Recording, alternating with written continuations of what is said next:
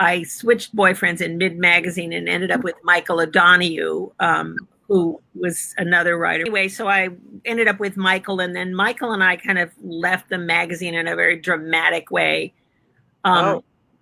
And meantime, Michael had started doing the National Lampoon Radio Hour, and I was writing for the Radio Hour. So I was moving a little bit into another medium of writing for performers rather than just writing magazine pieces. And a lot of the people who ended up on Saturday night were on the National Lampoon Radio Hour.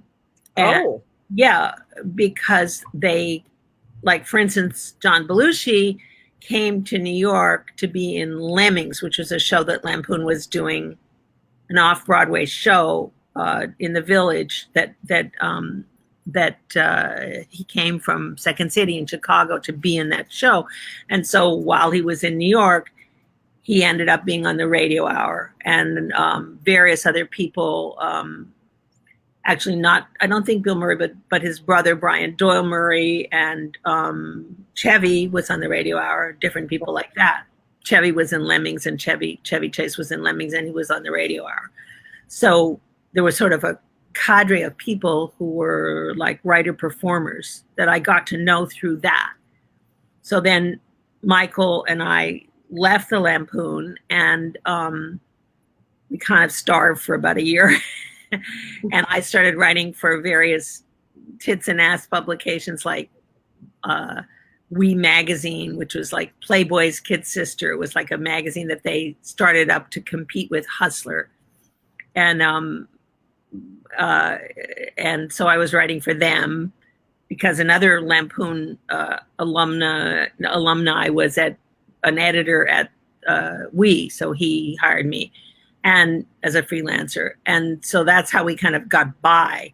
And then this guy came to town from California, Lorne Michaels, and he came to dinner and he met me and Michael, and then he offered Michael a job on this television show that he was starting, and he offered me a job on his television show.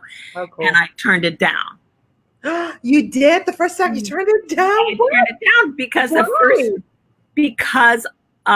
my friend Deanne Stillman and I had sold a book. We had sold a book called Titters, the first collection of humor by women, right? I have it right here.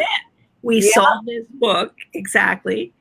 And so we had to work on the book. So I felt like I couldn't be on this late night television show because, I had to do the book.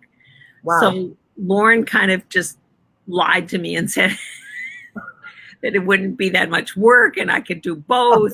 Oh, yes. Yeah. And another friend of mine, Penny Stallings, who was also working on the book, said, this is an offer you can't refuse. You have to do this. You have to take this job. So I ended up on Saturday night. And then I spent a year where I was doing the book and the show. And that was like, I was going without basically eating, sleeping, or sex for a year. Oh, my God. Because it was so much work. Yeah. That was the first year, and that was 1975 to 1976, the first year of SNL. And meanwhile, they had open auditions, if you can believe it, for Saturday night. Oh, wow. Yeah. And so we were bringing in people that we knew from the Radio Hour. Michael and I were recommending people like Belushi and various people that we knew from the Radio Hour to audition. And I remember that Lorne did not want to hire Belushi because he said he was trouble. Oh, really? And we were like, what do you mean? He's like a pussycat. He's this really sweet, great, innocent guy from Champaign-Urbana, Illinois. He's not trouble. Little did we know